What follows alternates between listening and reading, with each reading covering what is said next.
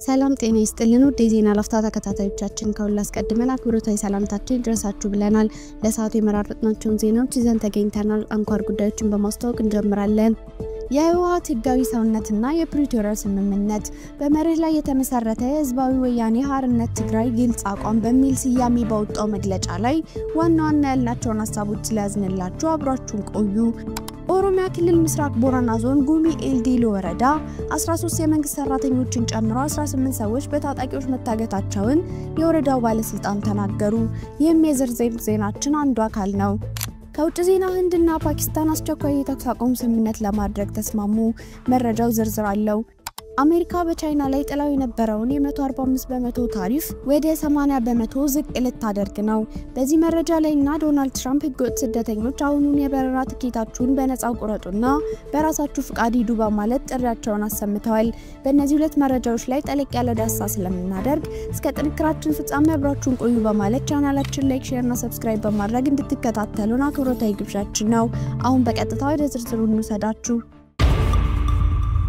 የህወሓት ህጋዊ ሰውነትና የፕሪቶሪያ ስምምነት በመርህ ላይ የተመሰረተ ህዝባዊ ወያኔ ሓርነት ትግራይ ህወሓት ግልጽ አቋም በሚል ስያሜ ያወጣው መግለጫ በወቅቱ 14ኛ የህወሓት መደበኛ ጉባኤው ማካሄድ ወደ ጦርነት መግባት ማለት ነው የሚሉ ንግግሮች በይፋ በመሰራጨታቸው ጉዳዩን በማስመልከት ከኢፌዴሪ ጠቅላይ ሚኒስትር ዶክተር አብይ አህመድና ከሚመለከታቸው ኃላፊዎች ጋር የድርጅታችን ህወሓት መሪዎች ውይይት አድርገዋል።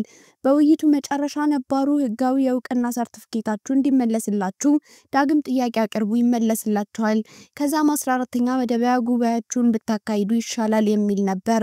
ይህንን መሰረት አድርጎ ድርጅታችን ዳግም ጥያቄ ያቀረበ። በሐምሌ ወር 2016 ዓ.ም መጨረሻ ሊካሄድ የታቀደው ጉባኤም ለሁለት ሳምንት እንዲገፋው ተገደደ። ነገር ግን ይህንን ሁሉ ቀን ጠብቀን የተገባለት ቃል ታጥፎ ያገኘው ምላሽ ከበፊቱ ያልተለየ ማለትም ድርጅታችን ህወሓት እንደ አዲስ ይመዝገብ የሚል ውሳኔ ነበር። የህግ ማዕቀፉ እንደ አዲስ ከመመዝገቡ በላይ ከሌሎች የኢትዮጵያ ፖለቲካ ፓርቲዎች በተለየ መልኩ እንዲገደብ በሚያደርግና የትግራይ ህዝብ ጄኖሳይዳዊ ጦርነት በሚክድ መልክ ግዴታ እንዲኖረው የሚያደርግ ነው። ስለሆነም ድርጅታችን ህወሓት የጠየቀው ነባሩ ህጋዊ የእውቅና ሰርቲፊኬት እንጂ እንደ አዲስ መመዝገብ አለመሆኑን ገልጾ ውሳኔው እንደማይቀበለው በይፋ በማሳወቅ 14ኛ መደበኛ ጉባኤውን የድርጅታችን ህገ ደንብ በሚያዘው መሰረት በወርሃ ሐምሌ 2016 ዓ.ም አካሂዷል። እዚህ ላይ ማንም ንጹህ ህሊና ያለው ሰው ልብ ሊለው የሚገባው ሀቅ ቢኖር በአሁኑ ወቅት ድርጅታችን ህወሓትና የኢፌዴሪ መንግስት በቀጥታ የሚያገናኛቸው ህጋዊ ሰነድ የፕሪቶሪያ ስምምነት ነው። ብሔራዊ ምርጫ ቦርድ እኔ ያልኳችሁን ብቻ ስሙ፣ ጉባኤ እንደገና አካሂዱ፣ ካልሆነ ሰርዛችኋለሁ የሚለው ዛቻ አዘል ተደጋጋሚ መግለጫ ለማንም አይጠቅምም። ምርጫ ቦርድ ሊያስተዳድረን የሚችለው በጠየቅነውና መብታችን የሆነውን እውቅናችን ሲሰጥ ብቻ ነው። ባጭሩ ለድርጅታችን ህወሓት እውቅና ነፍጎ ነባሩን ህጋዊ የእውቅና ሰርቲፊኬት አለመመለስ በዋነኛነት የኢፌዴሪ መንግስት ሊያጠና ይገባል። እንዲሁም የፕሪቶሪያ ስምምነት እንዲሳካ ጥረት እያደረገ ያለው ዓለም አቀፉ ማህበረሰብ የአፍሪካ ህብረትና ኢጋድ ጉዳዩን ባንክሮ ተመልክተው የድርጅታችን ህወሓት ነባሩን ህጋዊ የእውቅና ሰርቲፊኬት እንዲመልስ ፖለቲካዊ፣ ህጋዊ፣ ሞራላዊ ግዴታችሁን ኃላፊነት እንድትወጡ ጥሪ ስናቀርብ የድርጅታችን ህወሓት ሰላም ወዳዱ የትግራይ ህዝብ ዛሬም ሆነ ነገ የፕሪቶሪያ የተኩስ አቁም ስምምነት መሰረታዊና አበይት ጉዳዮች ተግባራዊ እንዲሆኑ በእምነት እንደሚንቀሳቀሱ በዚሁ አጋጣሚ ደግመን እናረጋግጣለን። በኦሮሚያ ምስራቅ ቦረና ውስጥ 18 ሰዎች በታጣቂዎች መታገታቸውን ባለስልጣኑ ተናገሩ። በኦሮሚያ ክልል ምስራቅ ቦረና ዞን ጉሚ ኤልዲሎ ወረዳ 13 የመንግስት ሰራተኞችን ጨምሮ 18 ሰዎች በታጣቂዎች መታገታቸውን የወረዳው ባለስልጣን ተናገሩ። የጉሚ ኤልዲሎ ወረዳ ምክትል አስተዳዳሪ የሆኑት አቶ ዶዮ ዲባ ታጣቂዎቹ ሐሙስ 2017 ዓ.ም ረፋድ 3 ሰዓት አካባቢ ከነገሌ ቦረና ወደ ጉሚ ኤልዳሎ በመኪና ሲጓዙ የነበሩ ሰላማዊ ሰዎችን በማስወረድ እንዳገቷቸው ለቢቢሲ ገልጸዋል። እገታው የተፈጸመው ለስራ ጉዳይ ከነገሌ ቦረና ወደ ወረዳው እየመጡ በነበሩ 18 ሰዎች ላይ መሆኑንና አጋቾቹ መንግስት ሸኔ የሚላቸው ታጣቂዎች መሆናቸውን ተናግረዋል። ከታገቱ መካከል 13ቱ የመንግስት ሰራተኞች ሲሆኑ ቀሪዎቹ ደግሞ የአካባቢው ነዋሪዎች ናቸው። ኃይል ከዚህ በፊትም የማሸበር ተግባር ሲፈጽም ቆይቷል። አሁን የታገተ የገቢ ምንጭ በማድረግ ሰዎችን ወደ ጫካ እየወሰደ ከነቤተሰቦቻቸው ገንዘብ መጠየቅ ነው ብለዋል አቶ ዶዮ። የታገቱ ሁሉም የመንግስት ሰራተኞች መሆናቸውን የጠቀሱት አስተዳዳሪው 11 የወረዳችን 2 ደግሞ ከመንገድና ሎጂስቲክ የዞን ጽህፈት ቤት ለድጋፍ ስራ የመጡ ነበሩ ናቸው። ከመካከላቸው አንድም የመንግስት ሹመኛ የለም በማለት መንግስት ባጋቾቹ ላይ እርምጃ እንደሚወስድ ገልጸዋል። በምዕራብና ደቡብ ኦሮሚያ ክልሎች ውስጥ እንደሚንቀሳቀስ የሚነገረው መንግስት ሸኔ የሚለው የኦሮሞ ነጻነት ሰራዊት በተደጋጋሚ ከሚፈጸሙ የእገታ ድርጊቶች ጋር ስሙ ይነሳል። ምክትል አስተዳዳሪው አቶ ዶዮ ዲባ ለቢቢሲ እንደተናገሩትም አሁንም የተፈጸመው እገታ የመጀመሪያ እንዳልሆነና በአካባቢው ታጣቂዎች በተደጋጋሚ የእገታ ወንጀሎችን እንደሚፈጽሙ ተናግረዋል። ይህ ድርጊት የተለመደ ነው። ታጣቂዎቹ ከዚህ በፊትም የመንግስት ሰራተኞችን ነዋሪዎችን አፍነው በመውሰድ የማስለቀቂያ ገንዘብ ከቤተሰቦቻቸው ይጠይቃሉ። እነዚህ የታገቱ ሰዎች ምንም አይነት የፖለቲካ ተሳትፎ የላቸውም። ለህዝብ አገልግሎትና ለግል ጉዳያቸው ሲጓዙ የነበሩ ናቸው። በድርጊቱ የከሰሰው የመንግስት በሽብርተኝነት ቡድን የፈረጀው የኦሮሞ ነጻነት ሰራዊት ታጣቂ ቡድን እገታውን አስመልክቶ ያለው ነገር የለም። ከቢቢሲ ለቀረበለት ጥያቄ ምላሽ አልሰጠም። ወደ ውጭ ዜና ስናልፍ ህንድና ፓኪስታን አስቸኳይ የተኩስ አቁም ለማድረግ ተስማሙ።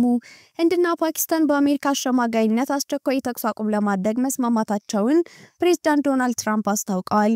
ፕሬዝዳንት ዶናልድ ትራምፕ በማህበራዊ ትስስር ገጻቸው ባጋሩት መረጃ ሁለቱ ሀገራት አስቸኳይ የተኩስ አቁም ስምምነት ላይ ለመድረስ በአሜሪካ አሸማጋይነት ረዘም ያለ ሰዓት መውሰዱን ጠቅሰዋል። ሁለቱ ወገኖች ጥበብ የተሞላበት ስምምነት ላይ በመድረሳቸውም ትራምፕ ምስጋና አቀርበዋል። የፓኪስታን ምክትል ጠቅላይ ሚኒስትርና የውጭ ጉዳይ ሚኒስትር ኢሻቅ ዳራ በበኩላቸው አስቸኳይ የተኩስ አቁም ስምምነቱን መቀበላቸውን አረጋግጠዋል። ሀገራቸው አስቸኳይ የተኩስ አቁም ስምምነቱን መቀበሏን ያረጋገጡት የህንድ የውጭ ጉዳይ ሚኒስትር ቪክራም ሚስሪ የፊታችን ሰኞ ፊት ለፊት በመገናኘት ንግግር ለማድረግ ቀን ቆርጠናል ብለዋል። አሜሪካ በቻይና ላይ ጥላው የነበረው የ145% ታሪፍ ወደ 80% ዝቅ ልታደርግ ነው። ፕሬዝዳንት ዶናልድ ትራምፕ በቻይና ላይ ጥላውት የነበረው የ145% ታሪፍ ወደ 80% ዝቅ ሊያደርጉ እንደሚችሉ ተገልጿል። የተጀመረ የንግድ ጦርነት ያረግባል የተባለው ሐሳብ የተሰነዘረው ትላልቅ የአሜሪካ ባለስልጣናት ከቻይና አቻዎቻቸው ጋር በስዊዘርላንድ ለመመካከር ቀጠሮ ከያዙ በኋላ ነው። ፕሬዝዳንት ትራምፕም ከዚህ ጉዳይ ጋር በተያያዘ በማህበራዊ ትስስር ገጻቸው ላይ ባሰፈሩት አስተያየት 80% ታሪፍ ለቻይና ትክክለኛ ሐሳብ ነው ሲሉ ገልጸዋል። አያይዘውም ቻይና ለአሜሪካ ምርት ገበያዋን መክፈት አለባት፣ ለእነርሱም ጥሩ ነው ብለዋል። የሁለቱ ሀያላን ሀገራት የምክክር ቀጠሮ የንግድ ጦርነቱን ውጥረት ለማርገብ መልካም ጅማሮ ቢሆንም ረዘም ያለ ጊዜ ሊወስድ እንደሚችል ተንታኞች ይገልጻሉ። በሀገራቱ መካከል በተጀመረ የንግድ ጦርነት ሳቢያ ቤጂንግና ዋሽንግተን ትልቅ የኢኮኖሚ ጫና ውስጥ እየገቡ እንዳሉ ነው መረጃዎች የሚያመላክቱት። ዶናልድ ትራምፕ ህገወጥ ስደተኞች አሁኑን የበረራ ትኬታችሁን በነፃ ቁረጡና በራሳችሁ ፈቃድ ሂዱ በማለት ጥሪያቸውን አሰምተዋል። የአሜሪካ ፕሬዝዳንት ዶናልድ ትራምፕ ለመጀመሪያ ጊዜ ያሉትን ለህገወጥ ስደተኞች ራሳቸውን በራሳቸው ከአሜሪካ ለቀው የሚወጡበትን ሰልፍ ዲፖርታንት ፕሮግራም ለማስጀመር የሚያስችለውን የስራ አስፈጻሚ ፊርማ መፈረማቸውን አስታወቁ። ትራምፕ ህጉ ላይ ከፈረሙ በኋላ በሰጡት መግለጫ በዩናይትድ ስቴትስ የቀሩ ህጋዊ ፈቃድ የሌላቸው ስደተኞችን እኛ ይዘን የምናባረራቸው ከሆነ ባዘጋጀነው ልዩ ቦታ የመታሰርና ድንገት ከሀገር የመባረርን ጨምሮ ሌሎች ቅጣቶች ይጠብቃቸዋል። ስለዚህ ሁላችሁም ህገወጥ ስደተኞች አሁኑን የበረራ ትኬታችሁን በነፃ ቁረጡና መንግስትን የሚከፍለው በራሳችሁ ፈቃድ ሂዱ ብለዋል። የአሜሪካ መንግስት የሚያባረራቸው ህገወጥ ስደተኞች አሜሪካን ለቀው ለመውጣት ከተስማሙ $1000 እና የመጓጓዣ ወጪ እንደሚሸፍን ከቀናት በፊት መግለጻቸው ይታወቃል። የአሜሪካ የሀገር ውስጥ ደህንነት ባለስልጣን ክሪስቲኖ ኖም ይህንን የመንግስታቸውን ሐሳብ ይፋ ሲያደርጉ እንደተናገሩትም ከመታሰር ለመዳን በራስ ፈቃድ ከአሜሪካ ለመውጣት መወሰን አስተማማኝና ወጪን የሚቆጥብ መንገድ ነው ማለታቸው ይታወሳል። ውድ የዜና ላፍታ ቤተሰቦች የሰዓቱ መረጃዎቻችን ያዳመጣችሁትን ይመስል ነበር። ስለተከታተላችሁን እያመሰገንን ቻናላችንን ሰብስክራይብ በማድረግ ቤተሰብ እንድትሆኑ እየጋበዝን በዚሁ ተሰናበትን። ጤና ይስጥልን።